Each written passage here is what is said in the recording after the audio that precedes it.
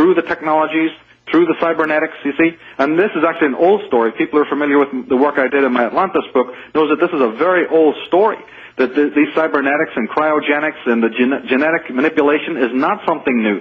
It's just that they've had to build back the technology at a record pace now, you know, in the chronology of time. And they're succeeding to do this.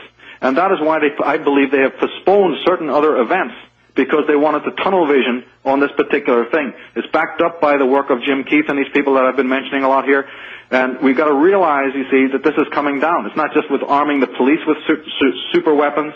It's not just putting the, you know, HARP technology and microwave technology, installing that on the satellites so that they have a complete police state global village situation in which no nation or no person can operate independently, you see. And then they troubleshoot this, they check it out in the terrestrial wars that are going on the planet. These black operations that have been exposed. Yeah, they call them laboratories. They call it a laboratory. They call a war a laboratory. Exactly. Yeah. That's it.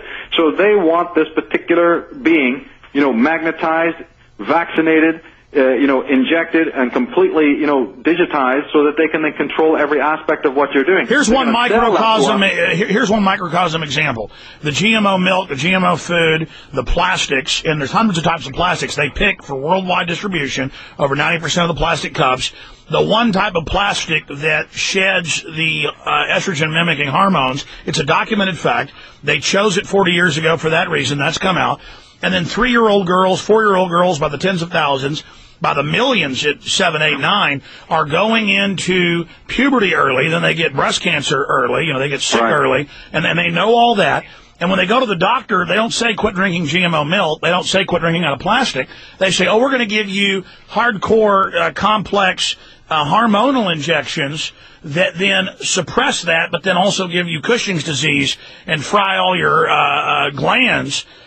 And so, again, they engineer that. The local doctor's compartmentalized. He doesn't know. And they give the little girl something that's far worse. Meanwhile, our boys are in so much estrogen that now they've got 10, 12,